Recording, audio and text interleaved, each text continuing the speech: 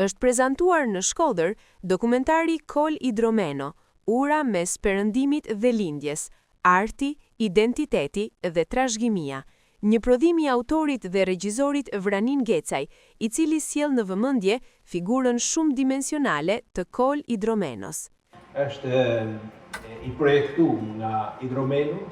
Filmi dokumentar paraqet një rrëfim të thelluar mbi jetën dhe veprën e Idromenos, duke e portretizuar atë si një ndër figurat më të rëndësishme të artit shqiptar, që ndërtoi një urë të fortë mes kulturës lindore dhe asaj perëndimore.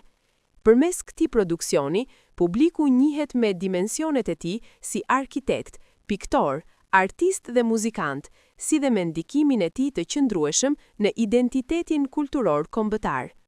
Dokumentari i kushton një vëmendje të veçantë rrënjve familjare të Idromenos, me fokus edhe në lidhjet e tij me Kosovën, duke e paraqitur atë si një figurë që bashkon pjesët etnike të shqiptarëve. Përmes dëshmive, materialeve arkivore dhe pamjeve vizuale, filmi sjell praninë e tij në Shkodër dhe ndikimin që ai ka lënë në këtë qytet. Me të vërtetë ndij veten shumë krenar që jam këtu sot në Shkodër, së bashku me Kol Idromenon e juaj, si e quaj ashtu, por edhe Kol Idromenon e gjithë shqiptarëve, sepse Kol Idromeno nuk ka qenë vetëm një artist poliedrik i Shkodrës, por ka qenë i gjithë kombit tonë. Ka qenë i pari i cili e ka sjell filmin në Shqipëri, 1912, dhe ky film është një vazhdimsi e kinematografisë shqiptare dhe në këtë film i zbulojmë disa gjëra të cilat kanë qenë të panjohura për opinionin, sikurse në Shqipëri, sikurse në Kosovë.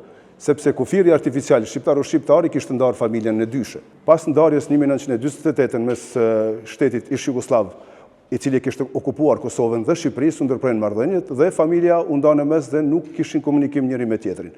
Dhe ky film është një farë lloji mënyre përpos që do ta ringjallim figurën e Kol Idromenos, është edhe në shërbim të afrimit të pjesëve të familjes, e cila, sikur se thash edhe më herët, ka gjëra shumë të bukura edhe nga ana tjetër e Shqipërisë, për të cilën është pak e panjohur këtu. Ky është një nga figurat të cilat unë mendoj që nuk e ka vendin e duhur sa i përket në historiografin tonë, edhe në kinematografi, duke pas parasysh gjitha meritat e tina dhe gjithë kontributin e tij të cilin e ka dhënë në fushën e artit.